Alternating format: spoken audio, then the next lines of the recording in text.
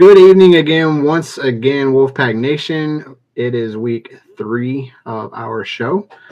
Once again, we have brought the lovely and talented Hunter Smith back for the show again. Colby Pleasance is back with us as well, repping his NC State jersey as always. So, thanks so much for joining the show again tonight, guys. We are going to recap what happened last Saturday in Charlotte. And then we're going to talk about this week's game against Louisiana Tech. We're always going to do our thing. We're going to do our 3 key players, 3 keys to the game, our score predictions, and then I think Hunter's got a little special ending for us tonight. So, fellas, let's get it kicked off. What happened in Charlotte, fellas? I don't know. Hard to explain. Oh, boy, Colby, you going first or you going to make me go? I just Hunter, you go first. I got to ask y'all a question to lead it all off. But actually, before I want to do that, I want to thank all the first responders all over the country, especially in New York City. September 11th, such a powerful day for me. I'm old enough to remember what happened. And I just, God bless you all and thank you and hope everything's good with your families. But I just got to ask y'all a question about this game, man. What's more shocking, that Tennessee scored 50 points or that we scored 10 and the only touchdown we scored was because our defense scored it on a pick 6? For me personally, it's 51 points. I think for me, it's actually the fact that we didn't score more on offense. I don't believe Tennessee would have got close to scoring 50 points if we'd have just kept our defense off the field some. Justin, you go ahead, man. Sorry, I cut you. No, you're good. I totally agree. The 10 points shocked me more than anything. The turnovers were a killer for us. You know, obviously we talk about the one that happened there in the red zone, but I think it was just a conglomeration of all of them. You know, the turnovers are just a tough thing for you to lose that battle and win the war. So that was my rewind when I went back and looked at it. I'm just like, we lost so much momentum off of those turnovers and just can't have those, you know, not in that type of a game where the margin of error is so slim already. So once you get the bad turnovers and the bad field position, it magnifies it. So I was shocked I had mentioned, you know, not letting Nico get up there around 70% or higher on his throws. He did that. He wasn't as smooth as a lot of people thought he might be against us. I'm not quite as high on him as some people are. We did pick him off twice, so that was a good job by us. I really thought, though, it was kind of an old school game what they did. They made adjustments. They had great field position on a lot of their scores. They went to their tight ends for 2 touchdowns, and their running back had 132 yards rushing and 2 touchdowns. And that's just absolutely getting that on us up front. Yep. And he actually also, to add on to that too, it was their play calling to me is what just shocked the heck out of me, because every time we would get them in a situation where you would want to be in 3rd and long, it was like, here's another play call that we're just going to completely offset what you're running on defense. And whether it was a screen pass or whether it was a draw play or whether it was Nico running, it was just whatever we threw at them, they had the answers for. And that was what was really crushing for me when I went back and rewatched it, was just seeing those play calls at the right times and the right moments. So Colby, what were your initial reactions versus now that we're 4 days out? Yeah, wasn't happy, you know, about the outcome, but I did predict that we were going to get kind of destroyed.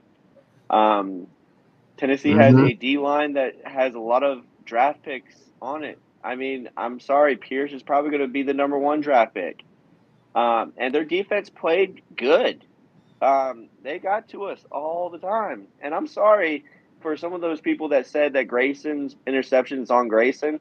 I mean, any of us would throw that interception if you had 1 D lineman coming at you from the front and 1 D lineman coming at you from the side that's blocking your view. I mean, they literally batted his balls that he threw all night. Like, I mean, they were just sticking their hands up and just batting them. It's like a block in basketball. It just doesn't make sense. It just doesn't make sense when people have these expectations of, all right, well, he's a 6-year quarterback. I'm sorry. When your offensive line's not doing their job and the defensive line is just getting in there and just killing you, you're not going to do well. I hate to say it. As a former quarterback myself, I would get killed in that line too. And I actually could run. But it's just it doesn't make sense, man. It just doesn't make sense with the expectations that people thought that you like. I wanted us to win, but like I had realistic expectations that we were going to go in there and get probably beaten pretty badly. And the effort is what I was more upset with because it just felt like we kind of just went away and just we gave up. And I just don't like seeing that with NC State teams. It really takes my confidence and kind of throws it away. But just want to give a little shout out to our good friend and the probably one of the best state fans out there in Kinsey Blackwelder. I think that's what how yeah. And Kins, you preach to the choir that everybody should still be there on this Saturday cheering on the Pack. Keep preaching, keep doing your thing, and a good shout out to you. But yeah, guys, I mean, I just feel like we need to flush this one and just on to the next one. Justin, I got to ask you something too, and also comment, Colby. Sorry, man. James Pierce, he did not look as big as I thought he was going to be, and I think Kenton Gibbs, I think it's Kenton. I'm sorry, on Locked On, he brought that up. He really didn't look. He's not. He's closer to 240, 250 than he is to 300, and he's very fast. But I thought we were pretty effective against him, slowing him down from his stat line. Yeah. He really wasn't the issue. It was the dude in the middle. It was 55 that just kept eating us for lunch. Yeah. He was eating up Carell and he was eating up the guards just left and right.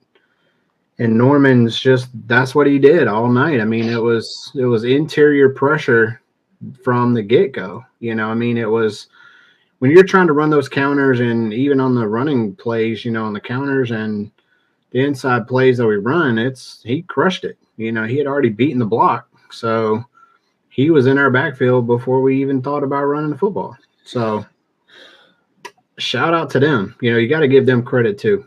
Didn't Grayson McCall have a QBR of 22.7 this week? Yeah. I mean, it was – I'm trying to get this stuff out of the way because we got a lot of positive things coming and we got a lot of football left. But I think I saw that and, just not making a lot of adjustments on those tight ends. And it's just like our linebackers. I know they were playing hard. They just seem to be out of position a lot. I will say shout out to Sean Brown for getting us 11 tackles and two that were tackles for loss. And Kadum played hard. He had 8. And a half, but it's just something's just not right on both sides of the ball right now. And you can't blame Caden because he didn't play all the first game. And I also think you can't just blame Grayson McCall or the offensive line. I've actually got a bigger take on that, and I think y'all know where it's going. It can't be predictable plays, guys. I feel like these defenses know what's coming, and we got to get rid of the ball quicker throwing the ball, whether that gets rid of play action sometimes in these spread attacks. The personnel, let's run out of some funky personnels or throw out of some heavy. Like whenever we make these changes, we got to shake some things up. This is not just on our players. I'm more frustrated with our coaching staff than I am with the players right now, but that's just my take on it.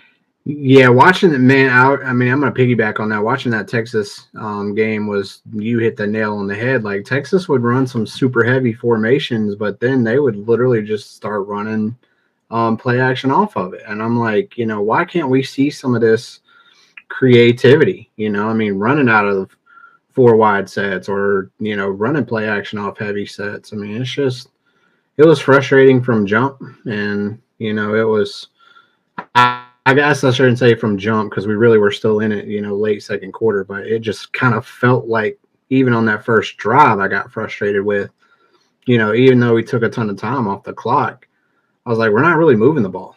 I was like, we're just running time off the clock, but not going anywhere. So I was frustrated from jump. Colby, Justin talks about it a lot. He really believes in the running game and controlling the clock and doing some other things. I agree with that too. But it's like, to me, I mean, are we crazy here? We were outmanned, and we knew that going in. And I'm no disrespect to our athletes, but we were outmanned with players. So the way you're going to beat a team like that, they're going to score some points. That's why I picked such a crazy game score, 42-35. That was based on us just going crazy, absolutely letting people rip, going for it, and just, it drives me crazy. I don't think our scheme was right for the game. I question the coaches. I do. I'm sorry. I do. But I also think that it's crazy to say, oh, yeah, well, the offense didn't do this, and this. Well, the defense laid over. And we preach this. Well, Tony Gibson is this great defensive coordinator, and he schemes, blitzes that are disguised perfect, like great and all that. And we paid him all this money.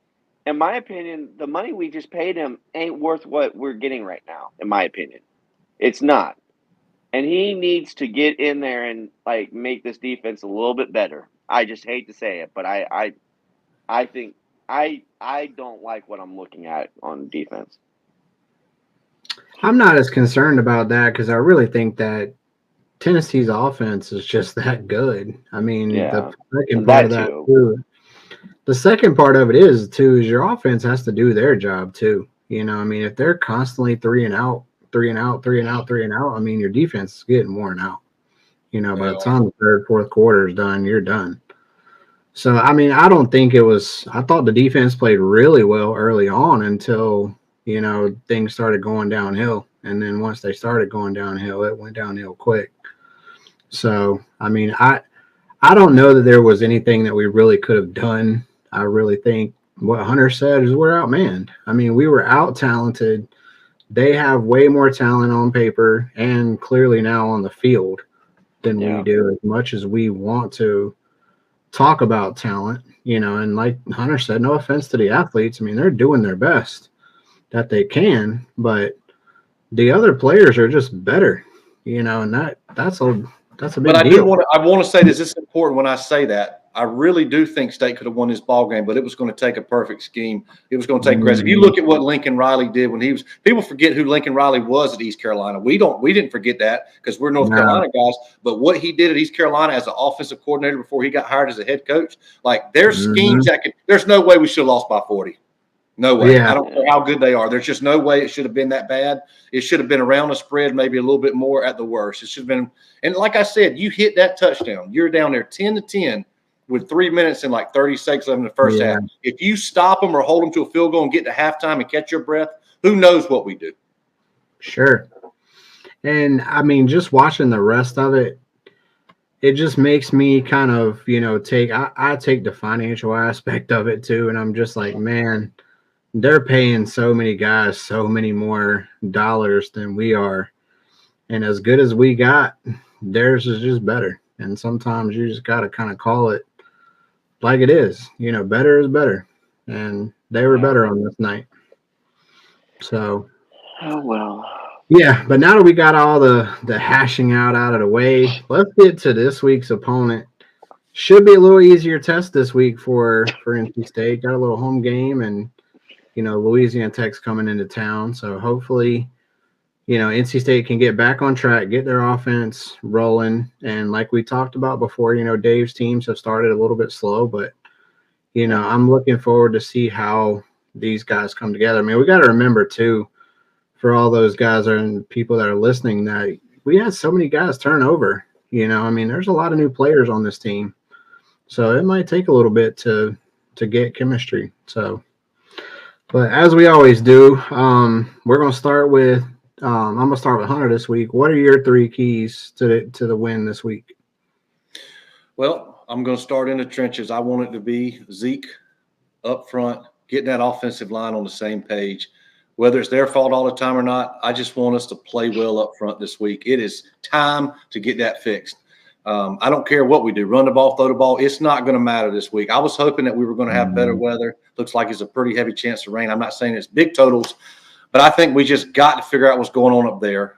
That's one take. That's not my most important take, but that's the first one. All right. Okay. I want to see the offensive coaching be better. I want to see this call a better game. It's just got to improve. It's just not been where it needs to be. We have athletes. It's going to look different this year. I did say it some last week, but we need to be scoring points. The defense needs to be able to be human once in a while, but make the key stops on thirds down. And I know we couldn't do that the other day very well, but let the offense lead. Let's protect a little better. But the biggest key to this game, we got to get Grayson comfortable. Grayson, for me, getting him comfortable, man. Whatever that is, get him comfortable. Whether it's, I don't care what we do, but it's got to be comfortable. Okay. Colby, what you got for us this week? Well, I'm going to start with my key is defensive line. I think we need to wreck and cause terror. I want the Louisiana Tech quarterback to just be just scared. He just running around scared. Like we need to get in the backfield, and we need to get on them and cause pressure, make him turn the ball over. I mean, the defensive line, the defense as a whole, I need to see some improvement. Let's just say that. I'm not high on the defense right now. I need to see some improvement. I need to see some Tony Gibson magic, you know? I need to see them crush this opponent's will to live, basically. And then my second key is running backs. Choose one. Choose one of them. Yeah. You know, if Jordan Waters breaks off for a 50-yard touchdown, let's go with him. If Hollywood Smothers breaks off for a 40-yard touchdown, let's go with him. You know, if Kendrick Raphael keeps hitting the holes like he's been doing, let's go with him. Let's just not pick a running back, but come on, rotate the guys who are doing well, you know? Let's not just rely on one guy who keeps getting hit in the backfield. And then my last but not least, my third key is Grayson McCall, my guy. Will still be my guy for the rest of the season. I still think he's great as a quarterback, and despite what people say, people just don't know what a QB goes through. And I just think with Grayson right now, it's a mental thing. You know, he probably doesn't feel like he can get through certain reads at a good time because the O-line's not good. The running game's not good, so he can't open up the passing game. He doesn't have a confidence. Establish confidence in him. Mm-hmm. Don't have him thinking that if he messes up, he's going to get benched. That's not healthy. I'm sorry. And personally, I don't want to see CJ Bailey unless we're blowing somebody out. That's my honest opinion. Grayson needs to be ridden through the rest of the season. But I need him to establish confidence in this game, and let's roll with him. Okay. Awesome. I mean, I love all of those takes.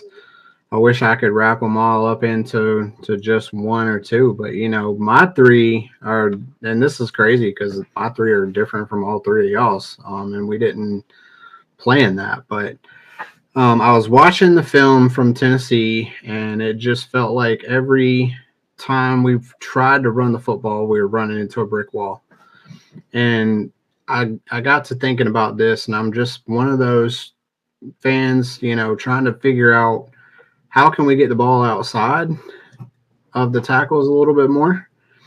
And my number one key was I want to see Grayson run the football more this week. Oh, yeah, definitely. I want to see more read option than what he's and shown, because I've seen it personally in practice. I've seen them run it in the scrimmages. I've seen them run it, you know, in the practices. I want to see him get some time running the football. And I think it's going to be up for us to try to do that in multiple different ways. You know, get him outside. And like you guys were talking about, get him comfortable. But getting him comfortable might mean just getting him outside the pocket for a little bit. I mean, he's that type of guy and that type of athlete that he can run the football. And I understand that we're trying to protect him and, you know, trying to keep him from getting hurt and got a freshman quarterback. But, I mean, this is it for him. You know, this is his last rodeo, very likely. So let him do his thing. You know, let him be a playmaker and not have to worry about, you know, am I going to get hurt or am I going to miss a throw or are we going to do this? He's got to be able to just be himself. And I think we talked a little bit about that earlier in the week was, you know, when he first came here, he did the whole shaving the head thing. And, you know, then it was, well, now I'm trying to be myself again and I want to grow my hair out again. I'm like, well, dude, just be you. You know, we're not going to hate you for being yourself. So I'm going to ask Grayson to be himself as a quarterback this week. You know, mix it up in the running game and the passing game for him. Get him out on some, you know, rollouts, boot outs, play actions off of it. You know, get him comfortable and get him in rhythm because I think when he's a really special talent. So that was my number one. Number two, I'm heading to the linebackers this week. I need us to find an outside linebacker to go with Cade and Sean. I mean, Sean did a great job, but I still think he's a little undersized, and I think we need to find somebody that's got a little bit more size on the outside that can occupy some blockers up front, because we're really not doing well against the running game right now. Yeah. And I think that's my key from what I can tell is, our D-line's doing the job. They're hitting their gaps, but the linebackers are just not making the tackles. And that for me was a big key, because I know we missed a ton of tackles against Tennessee, and that was, frustrating for me. And then the third one is get the ball to your receivers. Like, we have more than one receiver on this team. I want to see Justin Jolie get involved. I want to see other guys catch the football. I mean, I get that Casey's our guy right now, but he can't be the only one. So I want to see Dakari get some targets. I want to see Justin get some targets. I want to see Wesley get targets. I want to see all of them, being targeted. And like Hunter was saying, go fast. Get the football out to your playmakers and let them do the running for you. That's been Justin, real quick. I had to piggyback because you're killing it right now. It really stands out on paper looking at Hollywood Smothers' stats versus our other two backs to me. He hasn't broke the long one like Jordan Waters did. He's averaging 7 yards a carry, man. Yeah. I mean, that is he's 3 yards almost better than both other backs. And I love all three. I really think we need all three in different situations. But you're talking about playing faster with Grayson. I mean, that seems like a nasty combo. Yeah, it's one of those things, and I really honestly think if you're using both of those in the situation of getting the ball outside the tackles, that's perfect for you to do. I mean, if you're running options, then make the defense account for the quarterback. I mean, we are at a disadvantage up front, so make it an advantage for us to make them play all 11 guys.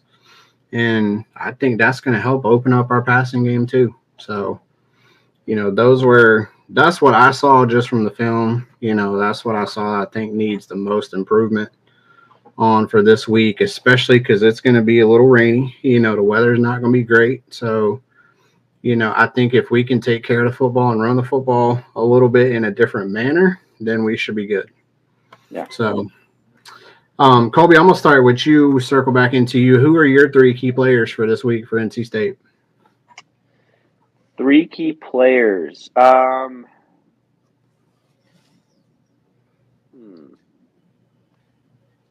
Hayden White.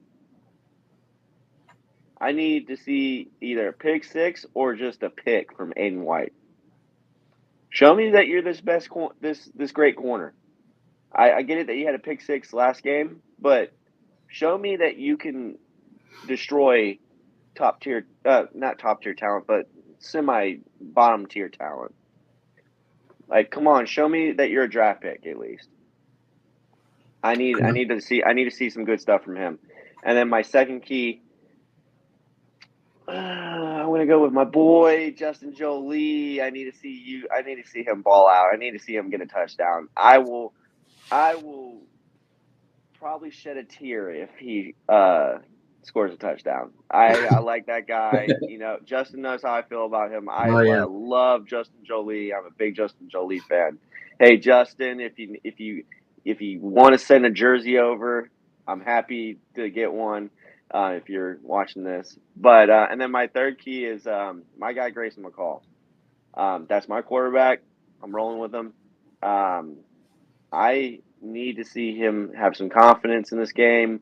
I know that a lot of people are talking a lot of ill will towards him, but I mean, it's not all his fault. And he just needs confidence, and establish confidence with him. I feel like he goes and balls out. Okay. Well, Hunter, let's get you. Who do you got this week for your three key guys? Well, my 3 key, I kind of did that out of order, I guess. But another thing I want to add, though, is protecting the football this week is my top priority for the team. The second top priority after our coaches to do a little bit better job, and I think they've been doing. We got 2 interceptions and 6 fumbles so far, I believe, in 2 games. Mm-hmm. That is just nuts. I know we haven't lost all of it, the fumbles, but it is crazy. So, like I said, I'm all about Grayson this week and protecting that football, whether it's raining or not, getting him in space. Like you said, y'all kind of took a couple of mine.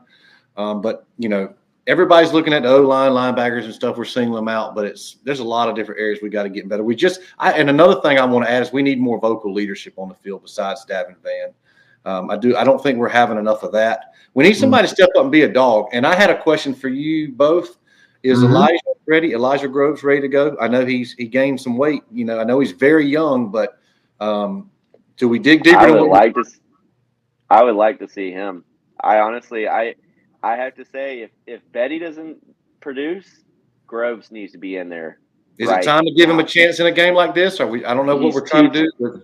He was an SEC product. He was going to be an SEC talent. I mean, I'd give him a shot. I mean, it's La Tech. I think if we can get to the point to that third, fourth quarter where we can see Bonner and Groves and the other young linebackers, I think it's going to give them an opportunity to at least have that conversation. You know, I mean, we've got to be able to find and fix that hole that we have at linebacker. I mean, no offense to Devin Betty, but, you know, I got to have better at that. I got to have better tackling and honestly, not necessarily even better too, but I got to have bigger too. And Groves fits that, you know, Bonner fits that. I got to have some guys that are going in there with some thickness to them. So totally on board with that. I think we've kind of touched on a lot of our guys. I'm only going to mention a couple of other guys that I wanted to see this week. Noah, please show up for me this week. I really wanted to see you. You've balled out every day since you've been in high school. I've seen all the highlights. I want to see some highlights in an NC State uniform now.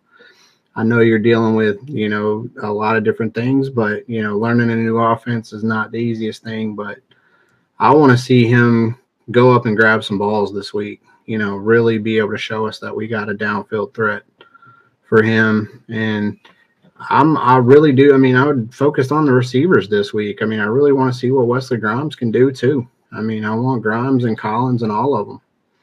So that was kind of my whole keys for this week. Maybe give us a little bit of Jonathan Paylor, maybe a little bit of Terrell Anderson.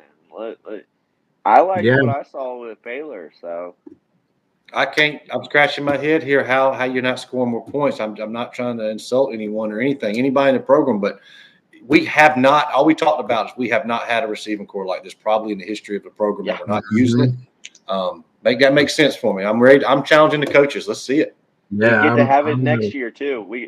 All these guys are coming back next year, so it's like I want to see what we get out of them this year. We'll lose some if we don't start throwing the ball around more. We're going to lose a few people too. I'm sorry, that's just how it works. That's the reality, unfortunately, for all of us, from now and going forward. So, you know, I understand Casey's your best player, but I mean, how are we going to know if there's anybody else ready to step up if we don't target them? So you got to at least go out there and get them started. You know, even if it's a simple screen pass, simple slant, simple anything to get them going. But get those guys out in space and get them making plays. That's what we all signed up for. So those were going to be all three of my key players this week were the wideouts. So give me all of them this week. So we got to that time too now. I mean, we got a few minutes left, but we're going to do score predictions too now. So Colby, I'm going to start with you. What do you think? The spread's 21.5, 21 in some books. What do you think is going to end up being the final? You know what? I'm going to be confident. 50-7. You're close to mine. I need 50-7. Okay. Either 50-7 or 55-7. Like, I want obliteration. I want La Tech to think of canceling their program. That's what I want. 50-7. That's my prediction.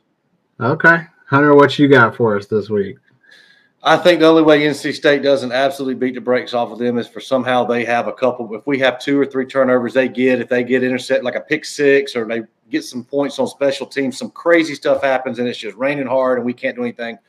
I still love us for the spread. I think I'm going to go a little bit less points than I was going to originally, but this is going to be a get-right game for NC State. Mm-hmm. I'm going to go 42-7. I like Take it. your anger out. Like, just take your anger out. We're coming. We're going to fix it this I week. don't care if it's 69. I don't care if it's 70 or 69-0. Like, take your anger out on them. Well, real quick, all jokes aside, like we've sat here and watched state teams and we knew we were going to get blown out. We didn't have the talent. These problems to me are not talent. No, we're not necessarily Tennessee with our NIL, with our size. But this team should win a lot of ball games. And if you look on paper, I'm willing to argue that we have the best talent in 10 of our 12 ball games.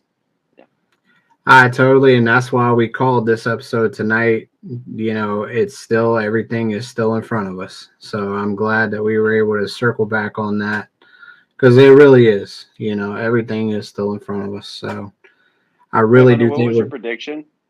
My prediction is I had them at 42-14 is what I had. I do think they cover. I do think NC State does get a lot of points this week. I think it is a get right game. And I do think we do see, a semblance of the offense going forward, because I think it's going to help them get in rhythm. That was what I have for this week. So you said 42-14? Mm-hmm. And then, Hunter, what did you say? I had 42-7. I still think we're going to score. I don't care if it's rain. We're just going to get after that, period. I got 50-7. All right, so I mean, it's yeah. We're all predicting kind of the same thing. And that's not even disrespecting them, but they've got some injuries. The quarterback situation's a little funky. Yeah. I just don't think they have the physicality to come close. They're interesting. It's hard to really talk about them some this week. Hadn't seen a lot of them, but their fourth receiver led them in receiving. They're still finding out a lot. We're still figuring out a lot of stuff too. So it's not like I'm slapping them in the face. Kind of tough to talk about them a little bit, but But I mean, we were fortunate enough. I'm going to run through this, pretty quickly. I was fortunate enough to get with one of our Louisiana Tech beat writers, and he was giving us kind of the same things that we've been talking about for a little bit, but he did want to mention Jack Turner, their quarterback, was one of their key players for this week. Yeah. He was a little banged up last week, but he is supposed to be back this week. And then he also had Marcus Crosby as a player for us to look out for, and for NC State fans to look out for. The running back, he did okay. So, and he also told us to look out for their junior linebacker, Colby Fields. So, I think it's going to be, he said, for them, though, he said it really comes down to the turnovers. He said they've been super turnover prone the last couple weeks. So, he said they really should have had about 6 turnovers last week. So, I'm looking forward to seeing if NC State can force some turnovers too, because that's been one of their things the last couple of years with Gibson. So, but that at least gives you guys some insight into some of their players. But he said he thought NC State would win this game 35-14 as well. So I mean, we're all kind of in that same similar thoughts. Last week I picked with my heart instead of the head. Y'all know me. I mean, this week I'm just going straight with the head. I mean, I picked with my head. Head last week. I can't go with the heart anymore. They done ripped my heart out too many times from here on out. So we're just going to keep it real. We're not going to see us throw the ball a lot, though, if we're physically beating them so bad, though. And I hate to say this when it really comes down to it. I told you my key was getting Grayson in rhythm. I still, though, don't give Dabo too much of an edge. We're not looking ahead, but I don't know. It's a fine line where you decide what you do. I personally would come out and get our players comfortable, though, on offense versus holding back and winning ugly. That winning ugly stuff, our guys got to get in rhythm. We're not there right now. You can win ugly and you can lose ugly, but I'd rather not be ugly. So I'd rather be pretty. So, let's get pretty this week, whether we win or lose. I mean, I think Grayson needs to know that he can make a mistake and not be so protective of the football. He's got to be able to be himself and just let it rip. I mean, I hated to say it, but you kind of got to go for me and Hunter. We probably are going to notice, but the Shane Falco deal is the one that I go back to in the replacement. So you got to just let it rip, man. I know that movie. Yeah. So you got to let it rip. So let's see Grayson this week. Let it rip. Exactly. So Well, I appreciate y'all joining as always. You know, the best thing that we can do is shout out all of our sponsors and everybody that's been super supportive of the show. Medio's Italian Restaurant is your go-to place for Italian food. We all probably eaten there at some point. We all know their food's great. So if you're in town, get into Medio's before the game. So best lasagna and blue cheese dressing in Raleigh by far, not even close. Yeah. The chicken parm is pretty good too. And then next week, we are going to be down at Lake Hartwell. So we are going to be down for the Clemson game, and we will have a lot of awesome stuff for you guys, a lot of really good bits that I'm going to put in the show for you guys. We might even see some really craziness out of the Clemson versus NC State rivalry. So definitely make sure you guys tune in for that one. I think you guys are going to really enjoy that show. We got a really good special guest joining us next week as well, who is a very special person to the Clemson program, insider for their team as well. So we will have some really good things for y'all next week. But, you know, as always, it's that time. We're getting close. So it's Louisiana Tech. Let's finish it out and let's go Pack. Yes, sir. Colby, I'm going to let you do your thing. Hunter, do yours first, and then we're going to let Colby do his. All right, just real quick. I do like I want to pick a couple of games, or at least bring up real quick if you don't mind. Sure. Keep an eye on this weekend. You got App State and East Carolina. App State is actually favored by 2.5. Clemson took care of them pretty big time last weekend. Their offense didn't look great. I'm going to take East Carolina at home. They're really frustrated. Their coaches, got to win some ball games, kind of on the hot seat. So give me ECU in that game. Game that it's just a backyard battle. West Virginia is at Pitt. West Virginia is favored by 2. I think I will take West Virginia, though. Sorry, Pitt. I'm not that intrigued by Alabama and Wisconsin. The third game I really like, though, and I tell you, FSU's coming off a bye. Memphis, though, is the number one power-ranked team in AAC, which puts them ahead of Tulane, who just played Kansas State so close last weekend, one of the best games I watched. I still think FSU is going to beat them, but it's going to be a dogfight. The spread is 6.5 FSU. Okay. FSU will cover and win that, but barely. LSU at South Carolina. LSU's favored by 7. South Carolina coming off that big win over Kentucky by a lot of points I didn't see coming.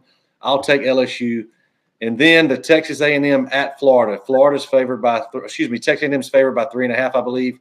Florida's got the new quarterback in there. We don't really know a lot about them yet because of him playing against Sanford, but he does look a little bit like AR. So Florida in the swamp will be my final pick. Absolutely. I like them all, except for the ECU pick. I got App State. I should have brought up Wake Forest for you because you love them, right? No, I don't like Wake Forest. I hope they get drubbed. Also, that's a pick.